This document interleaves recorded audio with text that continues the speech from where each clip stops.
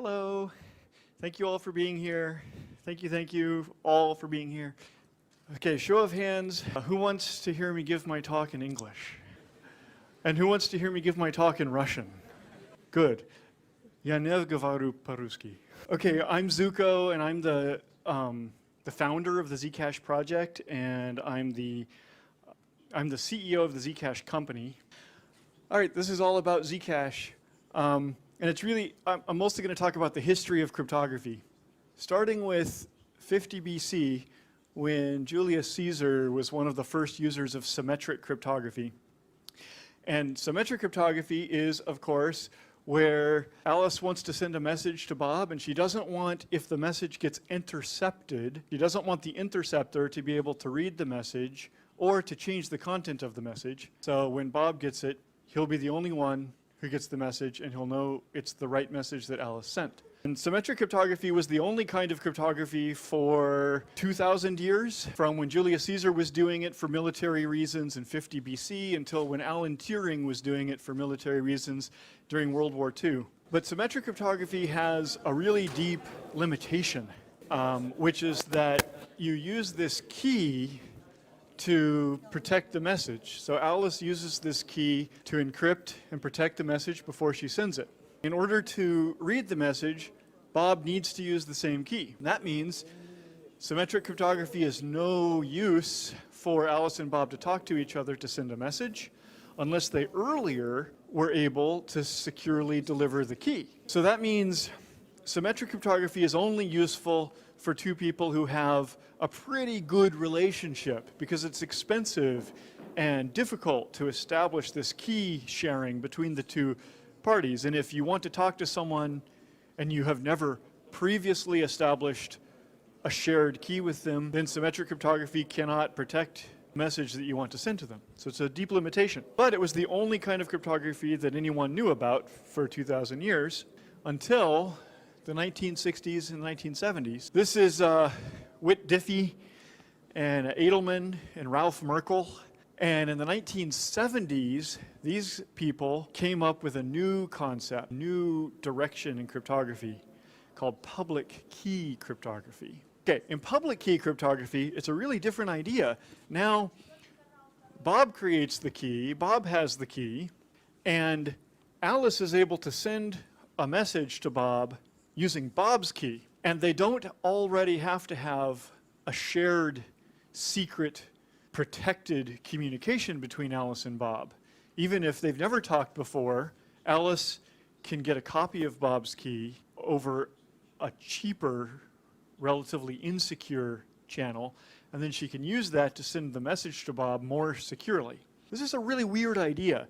And in fact, when these guys first came up with it, all of the scientists and mathematicians of the time didn't believe them. They didn't believe that it worked, because it's kind of mind-boggling how it didn't make sense to the other scientists how you could get a secure message through without previously having a secure shared key. But here's the next interesting part of this story. It turns out these were not the first people to discover public key cryptography. First people that we know of to discover public key cryptography were a pair of mathematicians named Cox and Ellis, who worked in Britain for the British military. And 10 years earlier, in the 1960s, Cox and Ellis discovered the concept and a mathematical implementation of public key cryptography. But the British military would not allow them to publish it to the world, kept it as a state secret. And the British military never did anything with it, because they didn't understand what would be the point or how would people benefit from this kind of structure. It didn't make sense when they were used to that. If Diffie and Hellman and Merkle and Rivest, Shamir, and Edelman had not taken an unusual and courageous step, then we might still not know about public key cryptography. We might still all be using symmetric cryptography, which means we wouldn't have the internet, because the only people who would be able to securely communicate with each other with symmetric cryptography would be, I don't know, a few governments or a few banks or a few important players, but everyone in the world would not be able to communicate safely with everyone else if they hadn't heard about public key cryptography. And it's a really interesting fact. These folks, Rivest, Shamir, and Edelman, and Diffie and Hellman and Merkel knew that they were working in the United States. They correctly guessed that the United States government, in the form of the National Security Agency, would attempt to suppress their discovery. And they were right. The NSA did attempt to suppress their discovery. They attempted to threaten them if they were to publish it and to take control of it so it could become a state secret. And so, in order to prevent that from happening, these folks contacted a guy who wrote a popular column in a magazine called Scientific American. This was before the internet, right? And so the way information got around was getting printed on slices of dead tree and shipped in boxes all around the world. And this is a very popular magazine, and the most popular part of it was a column that appeared every month. The magazine came out once a month. Every month, the most popular part of it was a column called Mathematical Games, which was just a column of fun and interesting puzzles or curiosities in mathematics as a way to educate people about mathematics. So these mathematicians contacted the guy who wrote this column. His name was Martin Gardner. We have a discovery, a scientific breakthrough, and we're afraid it will be suppressed, and we want you to make sure it gets out. And he did. He took, instead of printing the normal mathematical game that he had been preparing months in advance, he, at the last minute, replaced it with this, which is part of the mathematical discovery that they had made, and so that it would get printed and shipped around the world in the magazine before the NSA had a chance to respond and try to suppress it. And that worked. That, as well as a couple of other things that they did collectively, succeeded at making this information known, this science known, where the previous generation 10 years earlier had not succeeded at publishing it. And so that's why everyone, all the scientists around the world, learned about public key cryptography, and we were eventually able to use that for the internet. Now, it's an interesting fact that it takes about 20 years from a discovery until it becomes useful for lots of people. So these discoveries were done in the 1970s, but it wasn't until the 1990s. Well, the internet also was born in the 1970s. Also, it wasn't until the 1990s that the internet and public key cryptography got traction and got deployed to a large number of people. Now, during the interim, there was other research, and during the 1980s, a pair of researchers named Goldwasser and Macaulay came up with a third new invention. This is Goldwasser and Macaulay in the 1980s, and their invention, or their discovery, was zero-knowledge proofs. And zero-knowledge proofs are even more mind-boggling of a concept than public key cryptography. The idea of a zero-knowledge proof is something like, remember how in symmetric cryptography you have this problem. You want to deliver the document, like suppose the document's your driver's license or your ID card, and you want to deliver the document over to this person securely so that they can verify whether you're allowed to drive. And you got to use cryptography so that other people can't spy on your driver's license and take a copy of it while it's going across.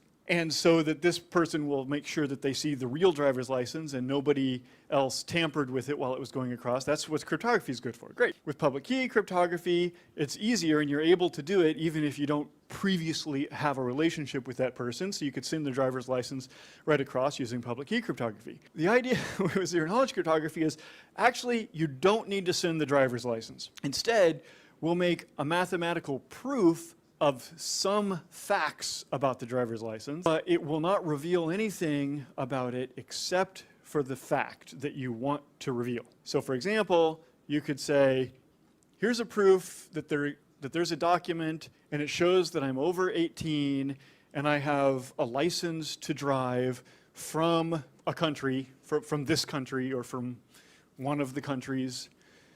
And you can make this proof, and it doesn't reveal your name, and it doesn't reveal your birth date, and it doesn't reveal your address or anything.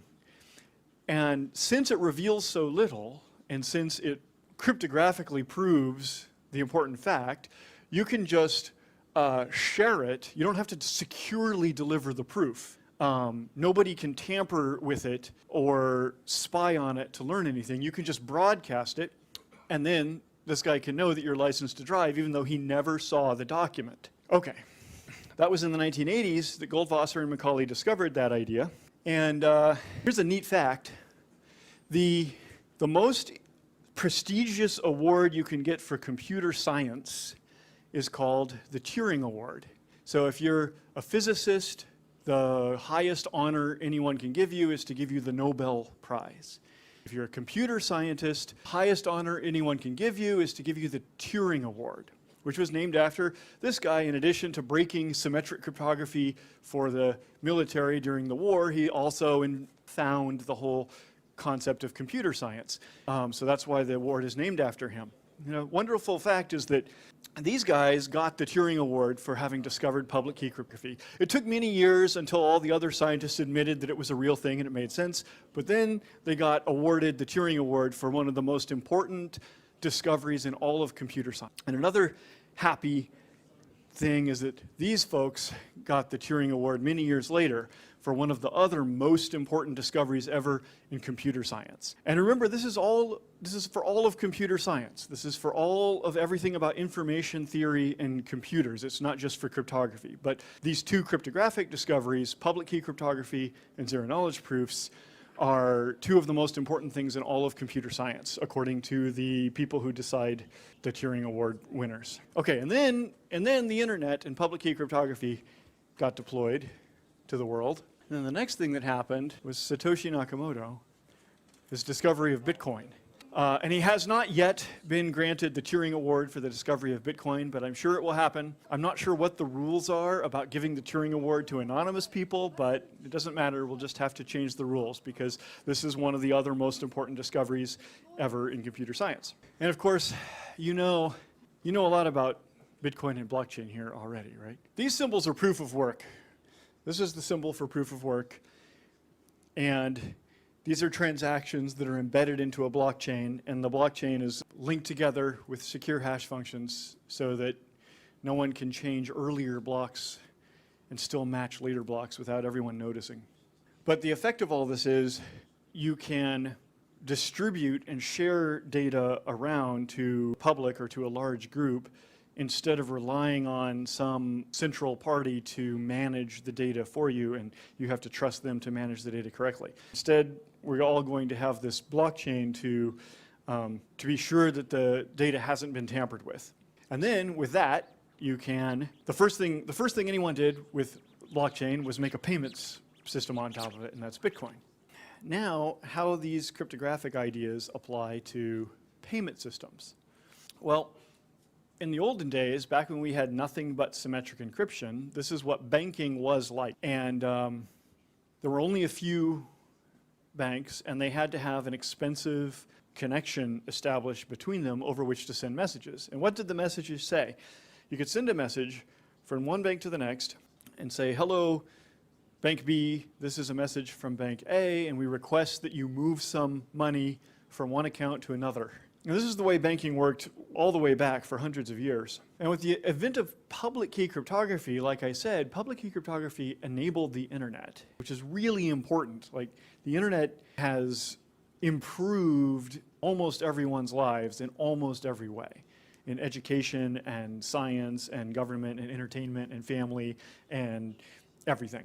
And public key cryptography was a key part, it may be the key part in my opinion, but maybe I'm biased, for why the internet became possible. But public key cryptography did not have such a radical effect on banking, at least not at first, not until Bitcoin.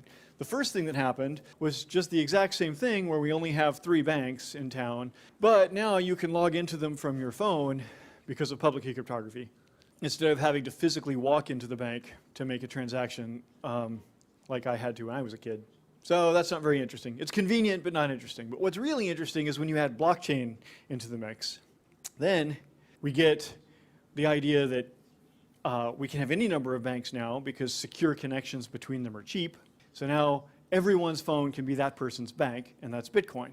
There's a really deep problem with Bitcoin, which is that it leaks information about your actions.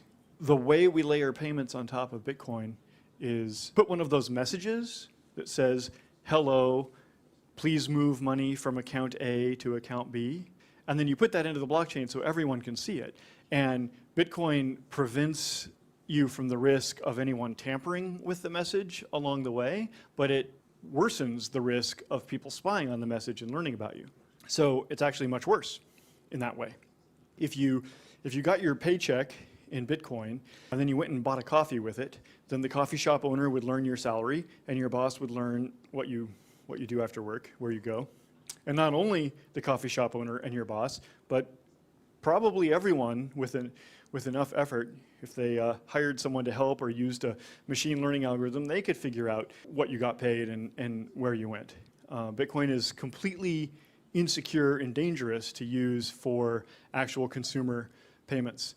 And that was not well appreciated at first. When Bitcoin was new, people thought that since you don't have your name in it or your address, you just have a Bitcoin address instead of like your home address. People thought that meant that Bitcoin was private, and that's completely not true. It's just like 20 years earlier or so when the internet was new, and your IP address is just a dotted quad, like a number, 4 numbers with dots in between. Your IP address doesn't have your name in it or your home address in it, and so people thought that meant using the internet protocol meant that you were anonymous and had privacy, and that's totally not true of the internet, and it's totally not true of Bitcoin. And it's really hard to fix. There's a lot of simplistic ideas when you're faced with this kind of problem, a privacy leak problem.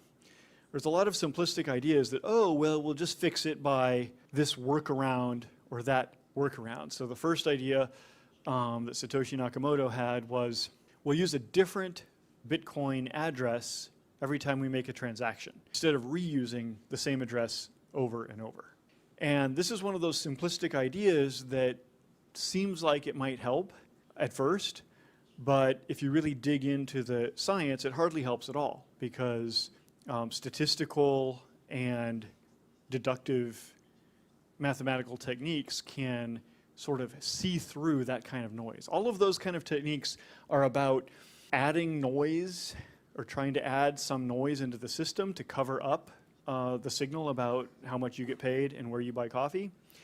And modern mathematical methods like machine learning are all about subtracting the noise back out and finding out what the real signal is. So those are not robust. And people who've studied information security and cryptography have always been well aware that those kind of techniques are fragile if the attacker is sophisticated enough to use science on it.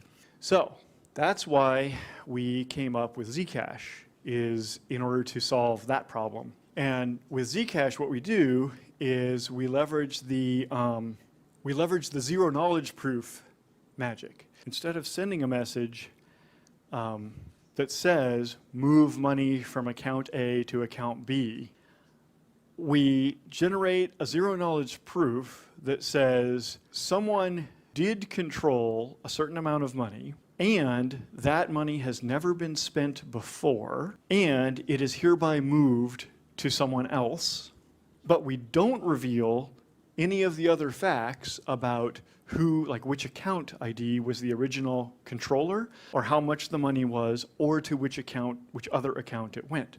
And like I say, you can be forgiven for thinking that that is impossible. Pretty mind-boggling.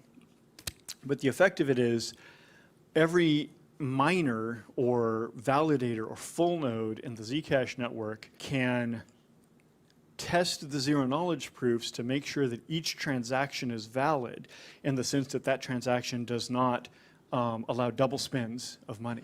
Like really the whole point of the blockchain is just to prevent double spends. And in Zcash, the way that the miners prevent double spends is by testing that the zero knowledge proof is a valid proof, which means that that transaction didn't spend any coin that was previously spent. But the zero knowledge proof does not reveal which coin it's talking about. It just proves it's one of the unspent coins. Okay, that's the core idea of Zcash. Where's our timeline? We launched Zcash to the public at the end in October of 2016. And so I'm very proud that it only took 30 years since the discovery of zero knowledge proofs before we managed to deploy it to substantial numbers of real people. And I wonder what other scientific discoveries are happening right now that will take 10 or 20 years before we can get them to more real people. I'm kind of hopeful that the cryptocurrency and blockchain world is speeding it up. Hopefully it won't take 20 years anymore. Maybe we can squeeze it down to 5 or 10 years next time. Here are some of the things you can do. I'm just going to leave this up for a long time so you can write down all the URLs. The only value of an open system like this, which public key cryptography and zero-knowledge proofs have made, is if the public uses them, which I guess is the lesson of what happened back in the 1960s and 1970s. Those people who discovered public key cryptography accomplished two great accomplishments. They discovered a new kind of cryptography that no one had thought of for 2,000 years, and they wrested cryptography from being a military secret to making it a public science for the first time. And it's because it was a public science that the later scientists were able to accomplish what they did, and that we're able to have the internet and Bitcoin and Zcash today.